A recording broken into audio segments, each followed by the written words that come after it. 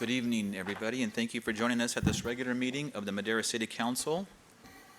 And we can't go without having a special meeting of the Madera City Council as the successor agency to the former Madera Redevelopment Agency. What would we do without a special meeting? If we can have roll call, please. Mayor Medellin, Here. Mayor Pro Tem Garcia, Here. Councilmember Foley Gallegos, Here. Councilmember Rodriguez, Here. Councilmember Montes, Here. Councilmember Robinson, Present. Councilmember Hawley. Present. Thank you, Alicia. And speaking of Councilmember Hawley, he will be leading us in the invocation this evening, so if he will stand, thank you, Mr. Councilman, for your invocation. Thank you. May we all bow our heads. Most Lord, gracious Father, again, we come thank you for another day that we have not seen before. Lord, we pray for our staff, our city, our county. We pray that the election was healthy to someone, Lord. And as we take upon your business this evening, Lord, we ask that you bring your blessings inside to give us wisdom and understanding. In Christ Jesus' name we all say, amen. Thank you, Mr. Councilman. If you join me in the pledge, please. Ready, salute. I pledge allegiance to the flag of the United States of America and to the republic for which it stands, one nation, under God, indivisible, with liberty and justice for all. Thank you. Moving on to the approval of the agenda. Is there any council member that wishes to add or change anything on the presented agenda? If not, I'll entertain a motion. So move to approve. Second. It's been moved and seconded to approve the agenda as presented. All those in favor signify by saying aye. Aye. Opposed? That motion carries unanimously. Public comment. The first 15 minutes of the meeting are reserved for the members of the public to address the council on items which are within the subject matter jurisdiction of the council. Speakers shall be limited to 3 minutes, and speakers will be asked but are not required to identify themselves and state the subject of their comment. If the subject is an item on the agenda, the mayor has the option of asking the speaker to hold that comment until the item is called. Comments on items listed as a public hearing on the agenda should be held until the hearing is opened. The council is prohibited by law from taking any action on matters discussed that are not on the agenda, and no adverse conclusion should be drawn if the council does not respond to public comment at this time. Is there anybody in the audience wishing to speak under this definition of public comment? Wonderful. Seeing none, I'll move on to the consent calendar. Any council member wishing to pull a particular consent item because matters listed under the consent calendar are considered routine and will be enacted by one motion and one vote. There will be no separate discussion of these items. If the discussion is desired, a member of the public or a member of the council may request an item to be removed from the consent calendar, and it will be considered separately. I would like to pull item B5 only because there is a PowerPoint presentation that Mr. Helmuth will be giving. So if there is no other question regarding the consent calendar, I would ask that it be approved excluding item B5. So move to approve. Second. The consent calendar has been moved and seconded to approve excluding item B5. All those in favor signify by saying aye. Aye. Any opposed? That motion carries unanimously. Moving on to item B5, this is consideration of a minute order acceptance of the construction file notice completion and release of retention funds for the 2018-19 SB1. Actually, tonight it'll be Victor Aldama giving the presentation as he was the project manager on this. Wonderful. Thanks, Keith. Can I log in real quick?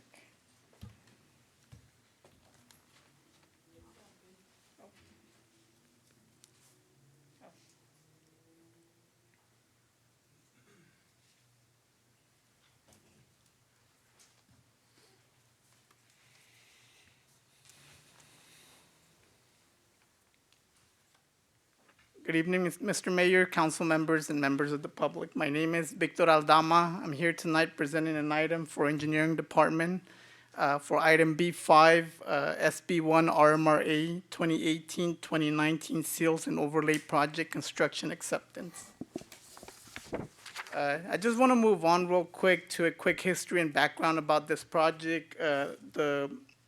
The project list was introduced to council back in March 2019, where it itemized the list of projects to be completed. Staff opened bids back in September 5th of 2019. This project was awarded back in September 18, 2019 to Emmett's Excavation, Inc. In the amount of $1.2 million. Again, history of the project, there is $1.1 million of SB1 funds, RMRA. Just want to make clarification, SB stands for Senate Bill, RMRA stands for Road Maintenance and Rehabilitation Account. The project was also funded with $263,000 of Measure T money. Right now, I'm going to go over real quick on the scope of work for this project. Several areas, overlays were installed. It basically consists of grinding and removing existing deteriorated section of asphalt and replacing it with new asphalt concrete. The second type of work was seals, which involved microsurfacing, basically going in, crack sealing the roadway, and adding a microsurface on top of it to extend the life of the pavement. The project also included multiple locations for ADA improvements and access ramps. We basically removed and replaced a lot of the access ramps along the project. It also includes the removal and replacement of striping and pavement markings. There was a total of 3 change orders processed as part of this project, which resulted in an increase of 5% approximately to the total contract. So here's a quick location map that I prepared on the locations, as you could see right on the north portion of the screen, along Country Club, right next to Madera Toyota dealership. We did some improvements there. There was also improvements along Gateway Drive, right next to Rotary Park, D Street, right next to the Postal Service, Pecan Avenue, right next to Madera South Campus, and Terra Vista subdivision on the west portion of Madera Avenue and Gary Lane, as you can see on the bottom right corner of the map. So now comes the fun part. Most of us tend to forget on how a roadway used to look like once it gets fixed. We drive it once, we see it's a new improvement. The second day we forget about it, so we don't remember how it used to look like. So here's a picture representing Gateway Drive right next to Rotary Park. There were several areas where the existing curb and gutter was lifting up. The pavement was lifting up as well. So as you could see on the right portion of the screen, there's the new improvement as it stands today. So I'm going to move on to Terra Vista subdivision. Again, as you can see on the left, that's how the road segment looked like on several areas. The right represents the current improvement that happened at that location. This is D Street. As you can see, the street was heavily deteriorated. Right represents the existing improvement now. This is Pecan Avenue. As a lot of you may already know, this is a heavy traffic area for school. Left, again, how it used to look like. Right represents the existing improvements that was performed there. And lastly, Cleveland Avenue. This was more of the maintenance type procedure where the street segment wasn't as bad. So what we ended up doing just basically crack sealing the cracks and then coming back with a microsurface on that and just removing only the areas that was heavily deteriorated. So as I mentioned earlier, we all tend to forget on what happened in 2016, 2017, 2018, 2019. So I basically put together a quick map representing all the areas that was done in 2018 and 2019 alone. As you can see on the map, it's a colorful map. Like I said, it might not be on your district. You might not see the improvements, but this represents basically what was done in 2018, 2019. So it's scattered all throughout town. And basically, just my quick calculation, it adds up to about 18 miles worth of improvements just for those 2 years. So this was more of an informative type of presentation, so I'm opening it up for questions now. Great, Victor. Thank you very much. Very informative. Any questions of Mr. Aldama? Yes, Councilman Hawley. Yes, I like what you did on Gateway, but are we going to do the other side of this, alongside the park, or are we just? Okay, I'm gonna bring Keith to this conversation just because I believe there was a discussion on that and he might have the more. Did you say Gateway or Cleveland, Mr. Councilman? Gateway. Yeah, the gateway next to the park, that was part of our CIP discussion last year. One of the reasons that we were able to go ahead and do what you see here is because that was technically part of the roadway, and we were able to go ahead and use roadway funding for that.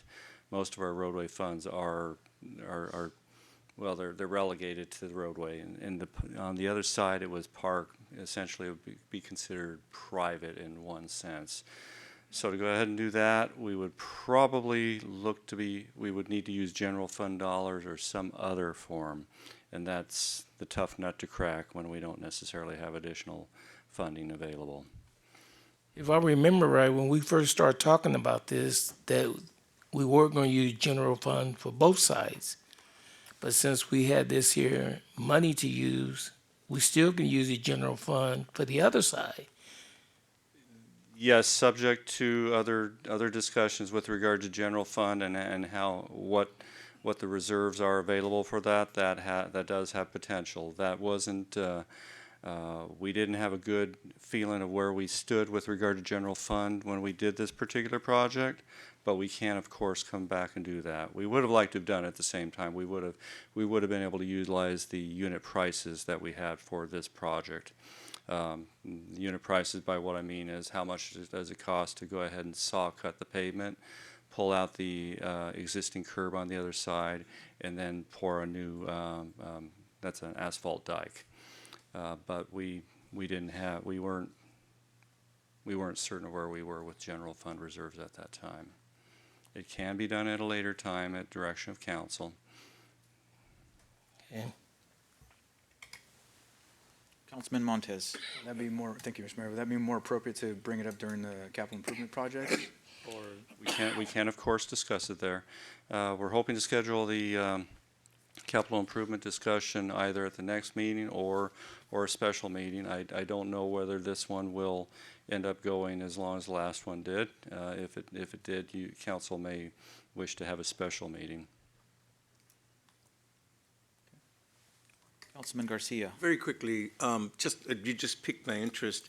You said you have to remove the ramps. Are you talking about like in this left-handed, left side, where you go down to the street level from the sidewalk? Yeah, so basically ramp replacement consisted of on areas where we did major improvements. We measured the slopes of the existing ramps and checked for compliance, for ADA compliance. If it did not meet ADA compliance, we did tear out the whole ramp and replace the whole thing. Yeah, but it was various locations, not just one location. A couple of quick comments. Thank you for showing the before and after over by the park. But I don't think there's anybody in here that did not remember the before. It was really bad, and it looks absolutely fantastic. Yes, it does. And in all honesty, kind of the wheels of government tend to move slow. But it wasn't that long ago that this council sat here and gave direction, and from that point to having a finished product was very, very quick. So thank you to all involved for getting that done. I know the community certainly appreciates it, so thank you very much for this report. I appreciate it. Happy to do so. Thanks, Victor and Keith. Thank you. With that, I'll entertain a motion for item B5. So move to approve item B5. Second. It's been moved and seconded to approve item B5. All those in favor signify by saying aye. Aye. Any opposed? That motion carries unanimously. Thank you very much for that. Skipping public hearings, which again I think is a first. Moving on to item D1, this is consideration of waiving full reading and introducing an ordinance amending Title V, Sanitation and Health, Chapter 3 Garbage, Refuse and Recycling of the Madera Municipal Code to establish mandatory organic recycling requirements for commercial businesses and multifamily units containing 5 or more units as required by AB 1826. Mr. Rodriguez. Good evening, Mayor, members of the council, Arnoldo Rodriguez, City of Madera. The item before you this evening is a text amendment to the city's municipal code specifically pertaining to solid waste. Now, I understand solid waste is not a very exciting topic. However, what promulgated this item was Assembly Bill 1826, which was signed by the governor in 2014. one of the items that it does necessitate is that it identifies that commercial users or commercial clients and apartment complexes with 5 or more units that generate 4 cubic yards of organic or green waste have a recycling program.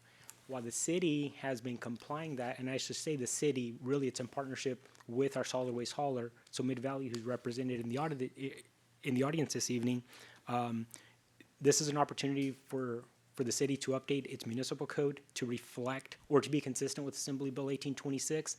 The other thing it does do is that it adds some additional teeth for the enforcement of the Assembly Bill. One of the challenges that the city has right now, and again, this is in partnership with our partner, is that we probably have approximately 73 businesses and 10 apartment complexes that have not complied. And I say they have not complied, and that's after multiple outreach efforts. So with that being said, if they do not continue to comply again, this ordinance does add additional teeth in terms of the enforcement. Enforcement is obviously always the last option. I don't think any jurisdiction wants to come in with the hammer. You try to go in with the carrot approach. However, again, it truly does add additional teeth. And this is not because the city wants to be heavy-handed. Rather, this is simply to comply with an assembly bill that was adopted by the state of California. So with that, staff is recommending that council this evening introduce the ordinance and waive the first reading. If you have any questions, I will probably quickly look to our partners and see if they can have the answers. Thank you. Thank you, Mr. Rodriguez. Any questions at this point?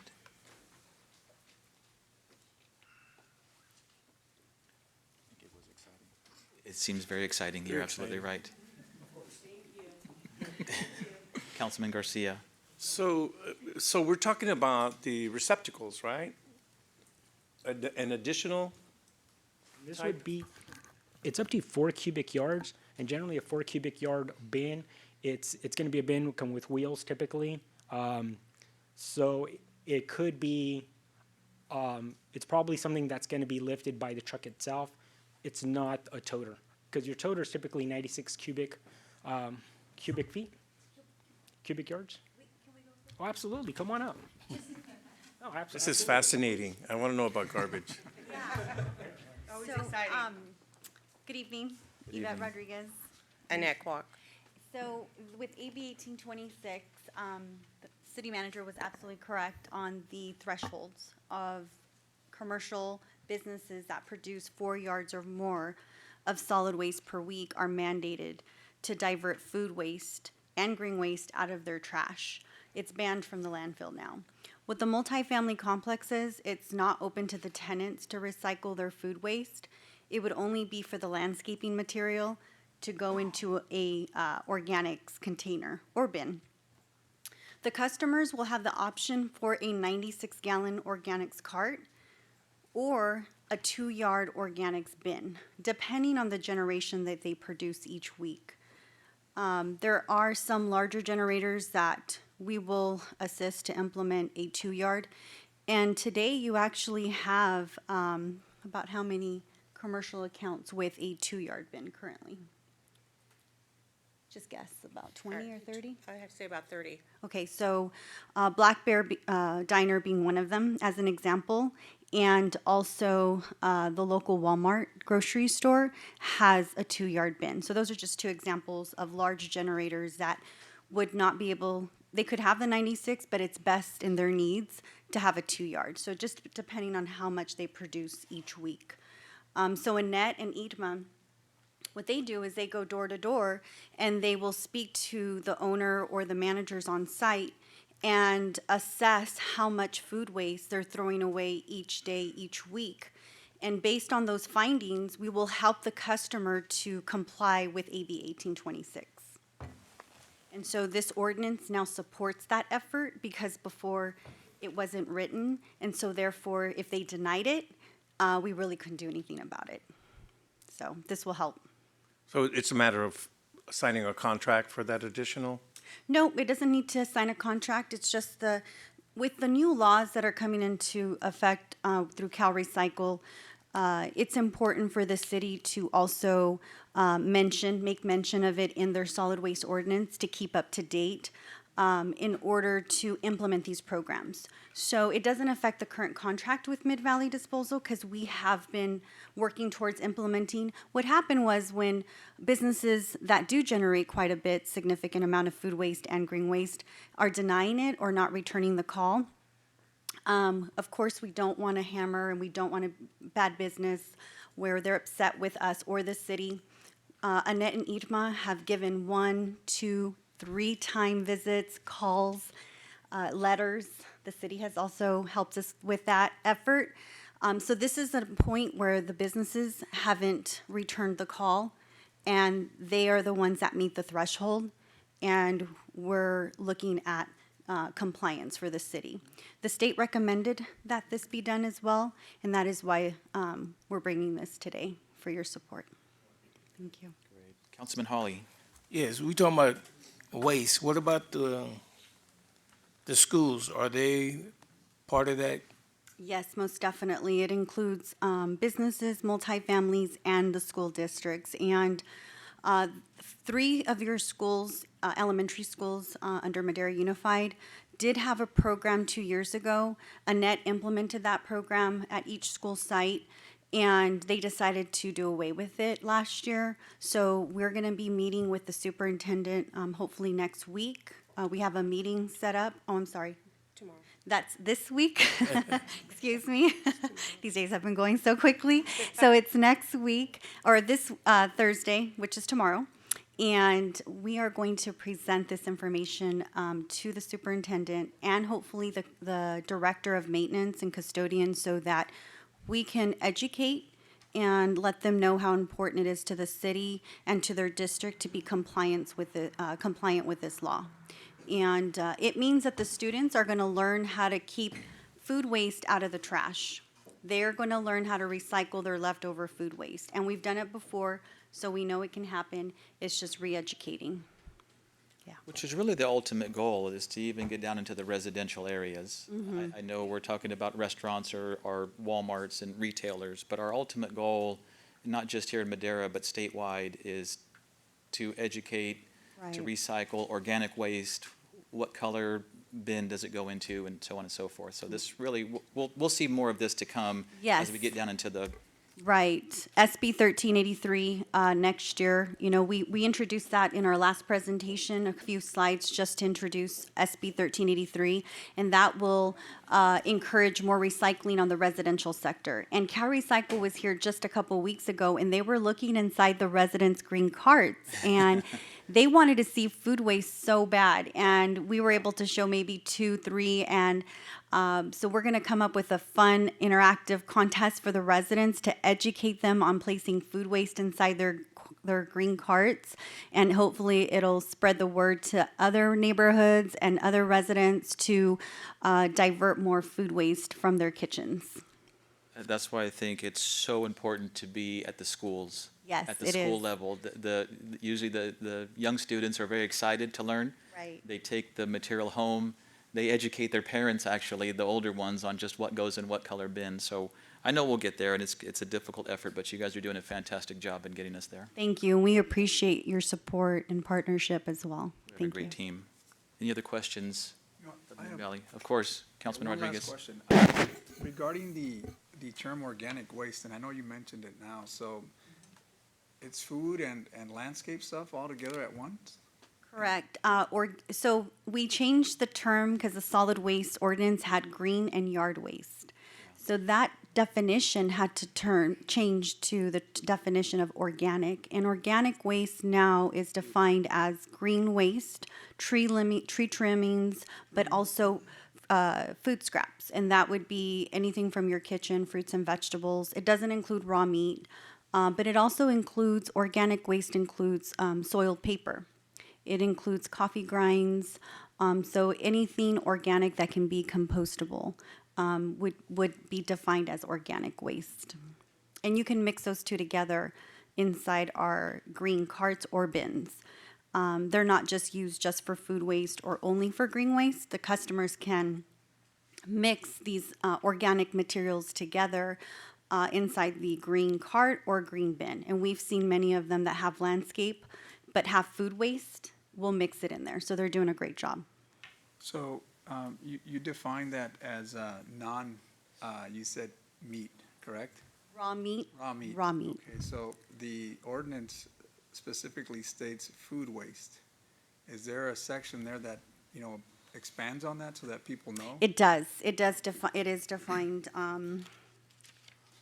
I see it there. It says organic waste, the term defined as food waste, green waste, landscape and pruning waste, non-hazardous food waste, and food, soil, paper waste. Just to clarify because when it says food waste, I'm assuming everything in your kitchen is a Correct. waste, with Yes. the exception of raw meats. Correct.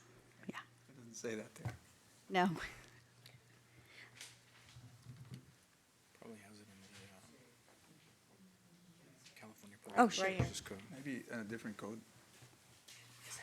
As a reference, organic waste to the California Public Resources Code, 42649.8. It's defined as organic.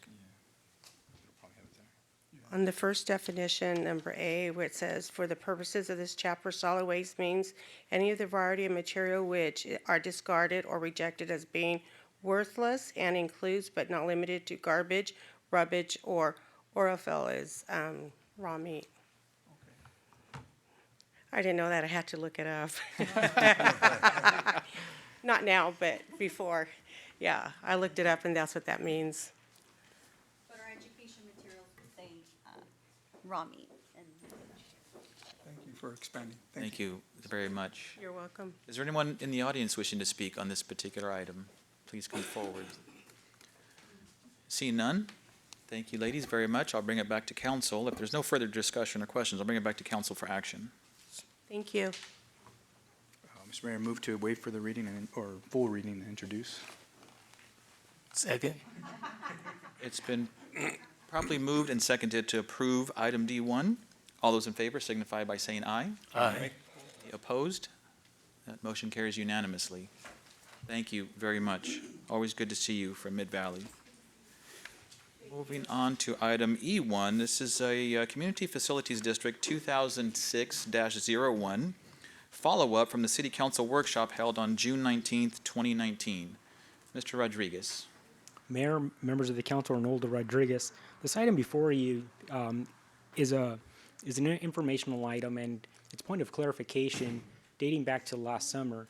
Council may recall that summer, then Planning Manager Chris Boyle had presented a workshop on the city's Community Facilities District, specifically the Community Facilities District 2005-01, and then also 2006-01.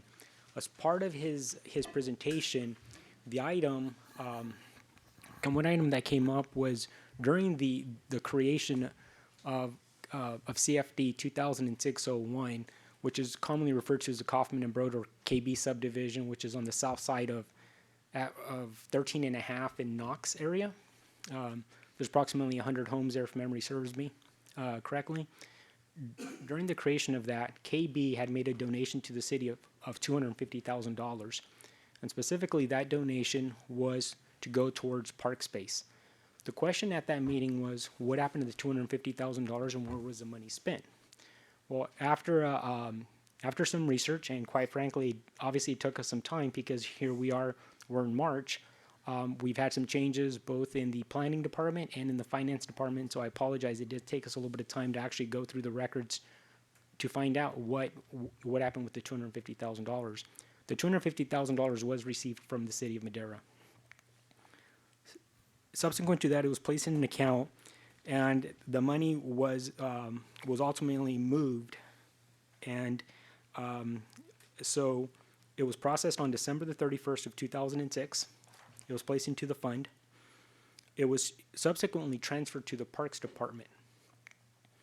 Then in the fiscal year ending June 30th of 2008, so that's the 2007-2008 budget, the city had expended slightly more than $2.5 million for park improvements. Some of those park improvements included Lyons County Country of improvements of over $900,000, Rotary Park of over $800,000, Pan American Park of over $213,000, The River Trail of $312,000, Millview Park, commonly referred to as Sunrise Rotary Sports Complex. I think I'm the one that wrote Millview because I still refer to it as Millview, having grown up here, of $192,000, and skate park of nearly $14,000. So that, the total of that was roughly, it was north of $2.5 million. The $250,000 was a part of that $2.5 million.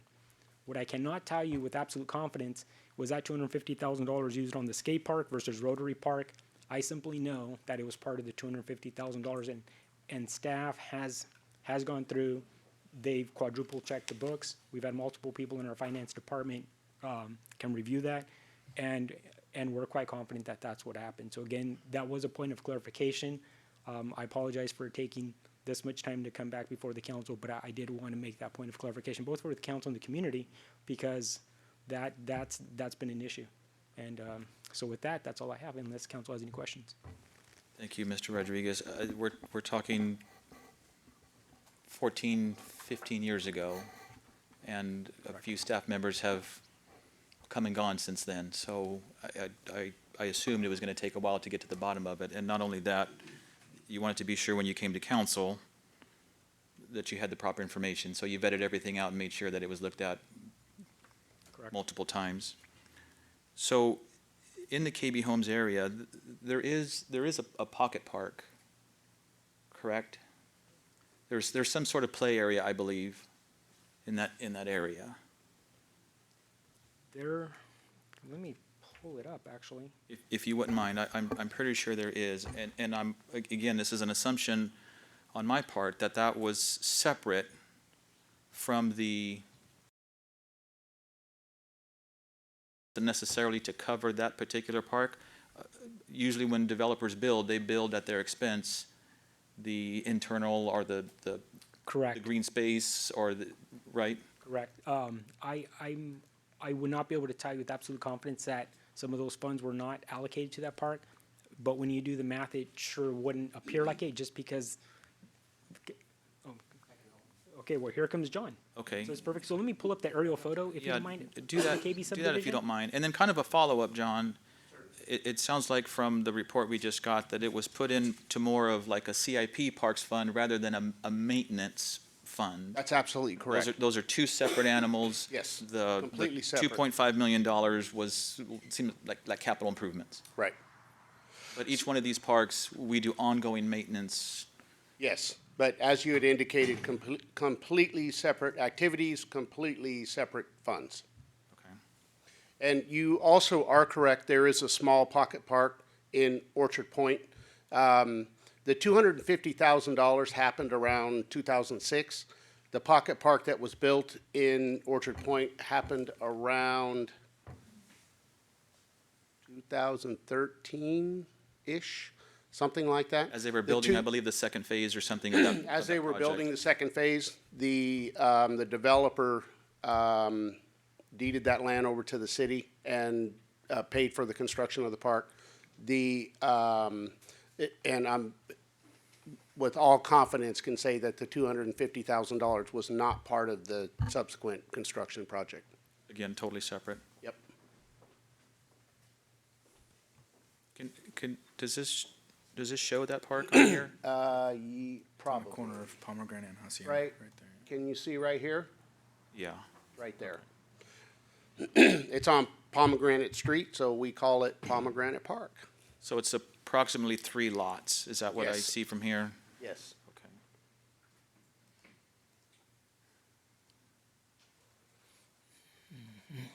Little walking trail around the back, has a nice little playground, shade structure with a picnic table under it, small amount of lighting. We were able to introduce some drought-tolerant plantings and some low-flow irrigation systems. And as part of the current CFD, a portion of that pays for maintenance of the park? Yes. Okay. No, actually, that's not correct. That park is in the landscape maintenance district. So the residents there pay for that separately? Right. As Completely separate from the CFD. as a park, not like a landscape median or anything like that? So if they voted not to, then we would not maintain the park? Right.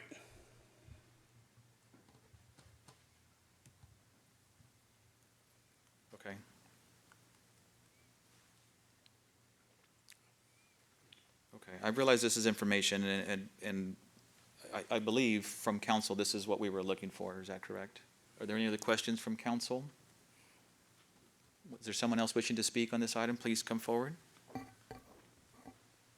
DJ Becker, and I'm speaking as an owner of a property in this area. I believe there's another question in the minds of owners and residents here, is that there are two separate assessments on this parcel.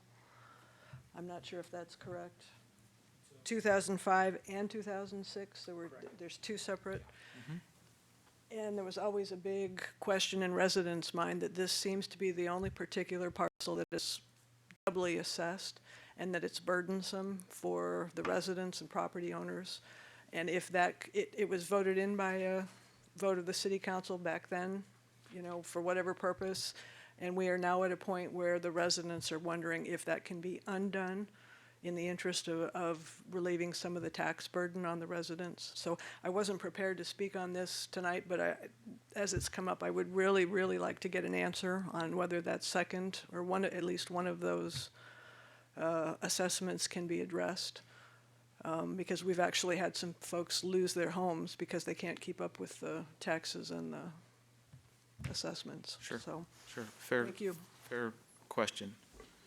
Just to make sure that I'm clear, Ms. Becker, what you're saying is because there is an LMZ or a landscape maintenance zone that the residents are paying for, that's separate from the community facilities district that they're also paying for when it may come to infrastructure or police and fire protection and so on and so forth. That's not quite it. I believe there are two separate assessments, special facilities districts assessed on this tract specifically due to a development deal in previous, Cece, help me out here. I don't remember the specifics offhand off the top of my head, but I believe there's two assessments. And Ronnie Montoya has been here multiple times addressing this issue. I've noticed it as a property owner. It wasn't actually noted in my purchase documents, so we all feel a little bit like that this could be addressed by the city council if one of these levies can be reversed in some form or fashion. Are you referring to the Melrose? Is that what you're referring Yes. to? So that's been assessed due to the infrastructure that was done on that development by the KB Homes at the time, correct? I believe that's the history. I'm not And then it was completely up on brought the into history.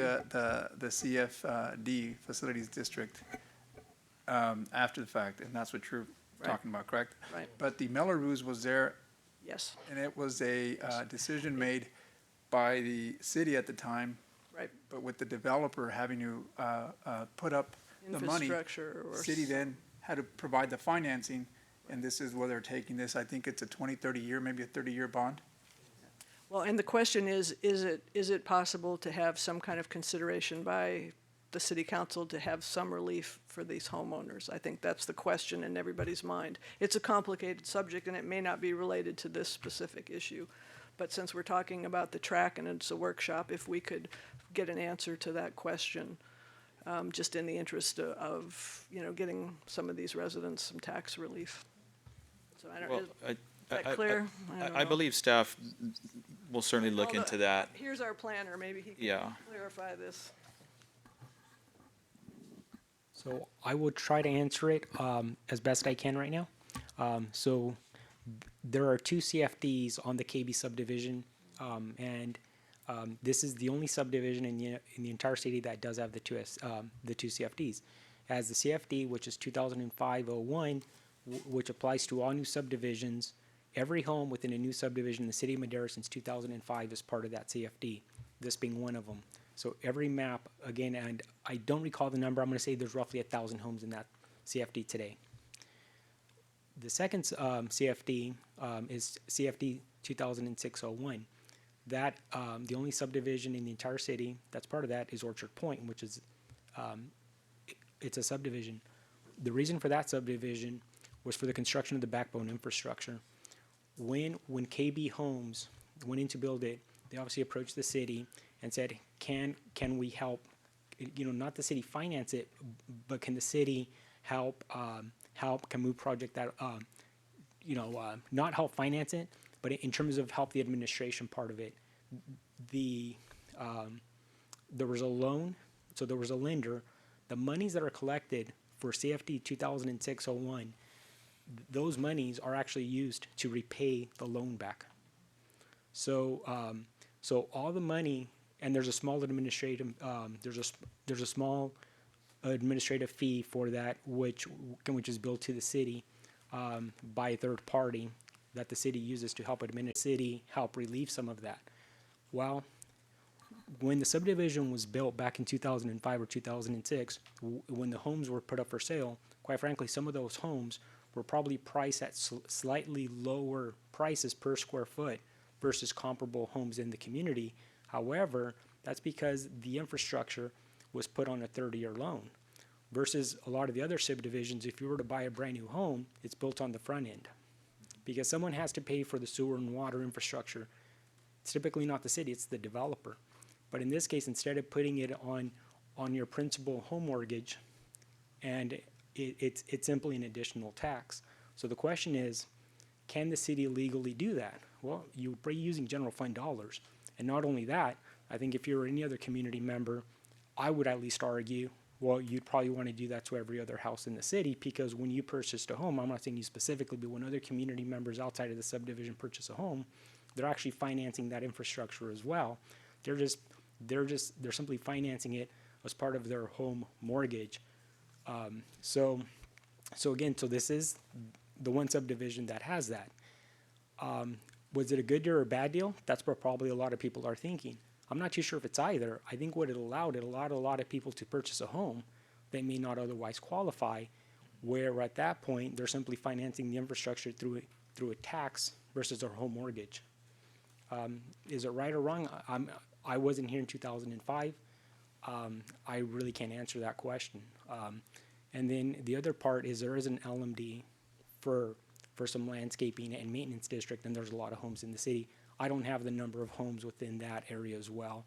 I can't tell you if there's 1,000 homes or 10,000 homes. However, that's also on the subdivision, but that's common practice in the city as well, as is the first CFD 2005-01. CFD 2005-01 is for public services. So that's police and fire. And I believe last year generated roughly, I should know the number, I want to say $350,000. Don't quote me on that, but it was roughly in the ballpark figure, about $350,000 citywide. That was not in this subdivision, that was citywide. So all the homes was part of that CFD. The second one, which is the one that Mrs. Becker is referring to, that's simply to pay back the infrastructure loan that the city has. And that, if memory serves me, I think that sunsets 2037 is the number off the top of my head, I believe. I'm not positive of that, but it's mid-2030s. So to answer the question, I believe they are not necessarily overlapping fees or services. They're two separate CFDs.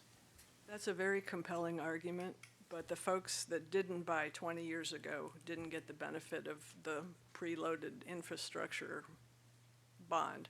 The folks that are here now. And I just happened to notice one other thing. If you'll note all the brown backyards in this area, and if you even zoom out a little bit farther, folks in this particular area are having trouble paying their utility bills along with their taxes, and they're unaware of the double whammy when they purchase the home, just like I was when I didn't catch it in my title check documents, because it doesn't say Melrose, it says CFD, and there's very little difference. So I guess the question is still, can this legally be reversed by a vote of the city council? So I know everybody in the subdivision would like to have an answer to that one. Thank you. Councilman Rodriguez. Yes, and Mr. Rodriguez, I think you had mentioned that this is the only subdivision that has had some type of infrastructure built into some type of bond or taxes, correct? Correct. So, and I know this personally because when the recession hit, I know that the homes were already at a high cost during that time in 2006 and 7. And as soon as that hit, homes going for a lot cheaper. I mean, obviously they have lost some value. So I know that people that purchased during that time, they would come and ask me, hey, why are my taxes so high? I think it happened to many folks at one time. It just, not a lot of people were aware of it. And yes, the homes were not as expensive as they are today or at the time of when the construction was made. But I think when the CFD took in effect and it was sent by the county tax collector, I think that's when they really got a shock of what took place. But my understanding, and based on the presentation that Mr. Boyle had, was that this was a Melrose specifically for the infrastructure on the on that particular development, whereas other developers would front the cost and put it on the purchase price itself. This particular case, it looks like the homes were sold for less than market value, and the agreement that you would reimburse that to the developer. Is that correct? Correct. So I don't know. That's a good question. Obviously, that's a great question to ask to see if that's something that you can remove a burden on the general fund. And I don't know. I think that's something that you can bring back to us. Okay. Anyone else wishing to speak on this item? This is informational only, so thank you, Mr. Rodriguez and John and Keith for your input. I appreciate it. Moving on to item F, council member reports. The portion of the meeting is reserved for the mayor and council members to make brief reports on boards, committees, and other public agencies and at public events, to request updates and also to initiate future agenda items. Also to take action on matters initiated under this section of the agenda. Under this section, the council may take action only on items specifically agendized and which meet other requirements for action. With that, I will ask Councilman Robinson for his report. Yes, I took a tour of the homeless in the river bottom, along with the mayor and Councilman Jose and police chief Dino, and it was eye-opener, and it's complex, and I guess we need, all the agency in the area to help alleviate the problem. Thank you. Thank you very much. And thank you for hoofing it out on that river bottom and the sand down there. You did a great job. That's a very cool staff you brought with you. Councilwoman Gallegos. Just a couple of things. The first thing is I do sit on the Civic Arts Board with the county and the school district, and just to give you FYI, that'll be coming our way to bring that to the city. Madera Unified decided last Tuesday that they are going to donate their money to put in to look for a consultant to start this rolling, the ball rolling. The county has said yes also, so they're waiting on us. And so we are looking at our books, closing our books and seeing if there is some way that we could support that. So that'll be coming your way as council members. The second thing is I was out at the soft opening of the Loves Travel Center that's going to be happening, groundbreaking next Thursday at 11 o'clock. So put that on your calendar. It's going to be a great event and exciting. It was packed, and we had our diesel pumps. There was a glitch in the system, and they weren't running that day. But there were about 70, wouldn't you say, Mr. Woodworth, diesels in the parking lot, and it was popping. The store was popping. The food smelled delicious. So put it on your calendar next Thursday, 11 o'clock, Loves Travel Center. Next Thursday. Thank you very much for that. Councilman Garcia. I want to thank everybody who took the time to vote in the elections. It is something that is very dear to my heart, and I was very encouraged by the participation of our community, Madera County, being out there. I also want to ask, I'm thinking it was yourself that facilitated the county to be able to use our parking lot for the for collection of ballots to try to move the process along and make it easier for folks. So I want to thank the city and yourself for making that happen too.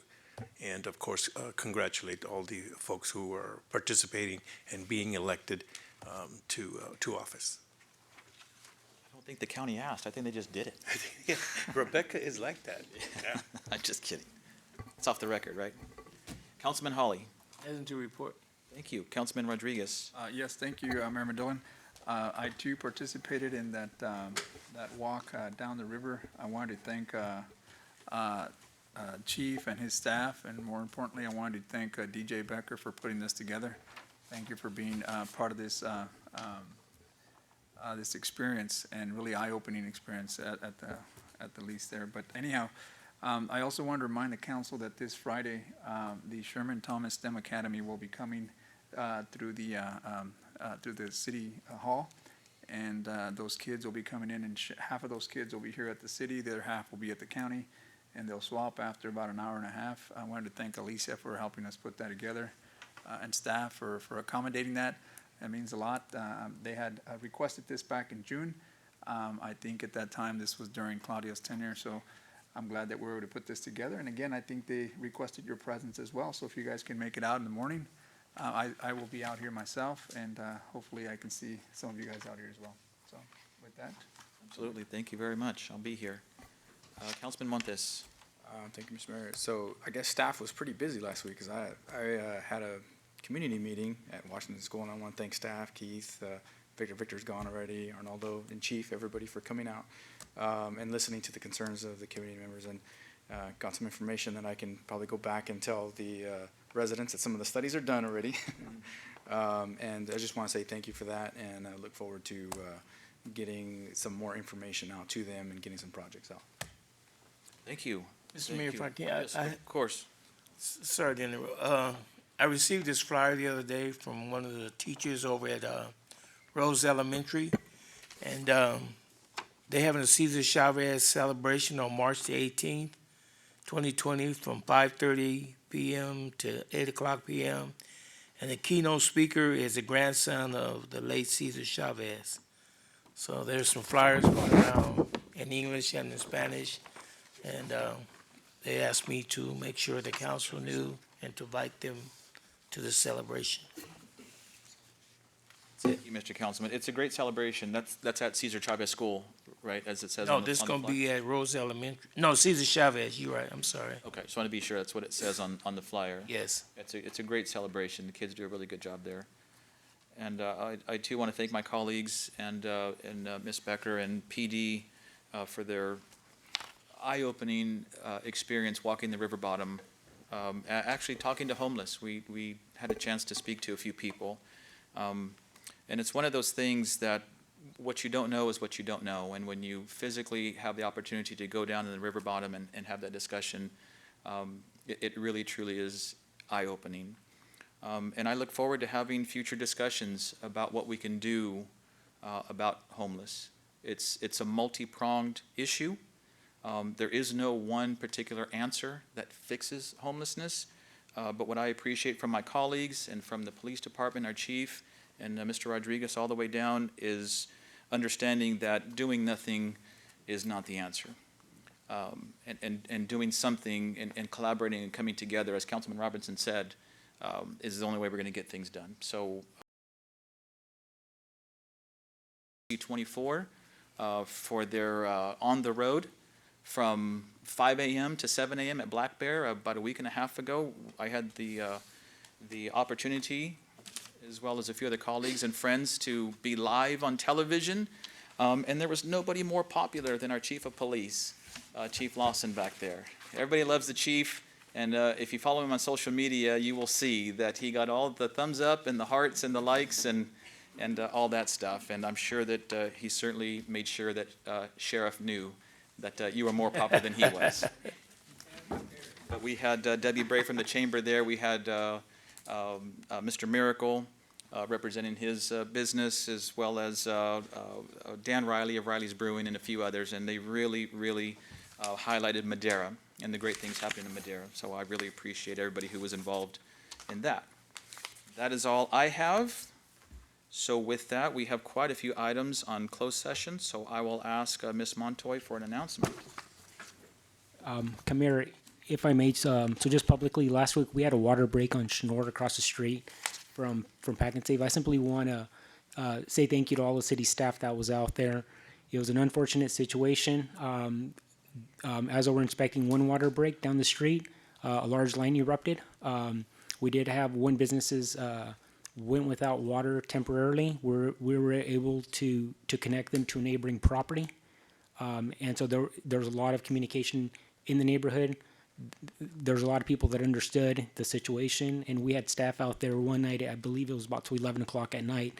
And again, that's with them coming to work at 7 o'clock in the morning. So they were out there a very long time. So I do want to publicly thank our public employees, our public works employees that were out there. They were able to repair the leak that evening, and then it simply took a couple of days to get all the debris and the road patched up. So thank you to our public works employees, the community residents in the neighborhood that were impacted, and the travelers along the road that kind of tempered their frustration with patience. So thank you. You're welcome. And if I may piggyback on that, Mr. Rodriguez, earlier we had a discussion on the consent calendar about the maintenance in roads and improvements. And $1 million, $1.2 million is a lot of money, but as we look at the miles of roads, it's really not a lot of money when it comes to repair. So just for the record, as when we have a break like this, like we did on Schnorr a few years ago, south, I guess, and now this one, insurance does not cover that. That's not an insuranceable item. That is something that comes from our enterprise fund that we have to fit the bill, specifically our water enterprise fund. And if I remember correctly, the one on South Schnorr, although we did a little bit of extra work from that break, was also a 7-figure price tag, if I'm not mistaken, maybe $1.2 million or so, something like that. So it's unfortunate. It happens when you have infrastructure. It happens, and it never happens from 8 to 5 on a Monday through Friday. So thank you for recognizing the team and everybody involved for getting that done so quickly. And you're absolutely right. The patience of the residents and businesses, and that too, I want to recognize, because being proactive and knocking on doors and letting people know where we are, whether it be social media or face-to-face, is imperative to let the community know what's going on, and you guys did a great job doing that. Thank you very much. Thanks for letting us know about that. Hilda, if you would, please. Thank you, Mayor. I'm going to announce the items tonight. There's 6 of them. It's a long announcement, so bear with me, please. I would also ask that before you depart to go into the closed session, that, Mayor, you invite members of the public to make any comments before the closed session as authorized by the Brown Act.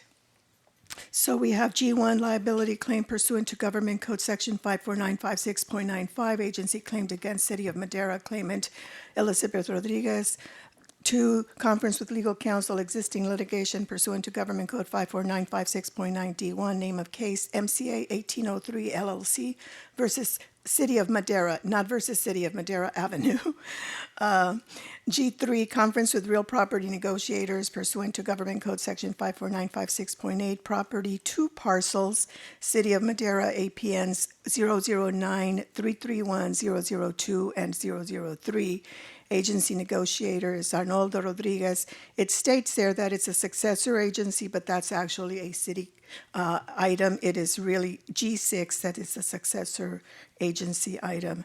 G4 is conference with labor negotiators pursuant to Government Code Section 54957.6, agency designated representative Chet Johnson, Wendy Silva, and Arnoldo Rodriguez. Employee groups, Madera POA, Law Enforcement Mid-Management Group, General Bargaining Unit, and Mid-Management Employee Group. G5, conference with labor negotiators pursuant to Government Code 54957.6, agency designated representative Arnoldo Rodriguez, unrepresented position, Public Works Operations Director. And finally, conference with real property negotiators pursuant to Government Code Section 54956.8, property 7 parcels, City of Madera, APN number 008143003, 008143021, 008143020, 008143019, 008-143-018, 008-143-001, and 007-142-001, agency negotiator Arnoldo Rodriguez. Negotiating party is Rick Amarine. Under negotiation is price and terms. Thank you. Thank you very much, Hilda. Before we retire into closed session, I'll ask if there's anyone in the audience wishing to speak on any one or all of these items. Please come forward.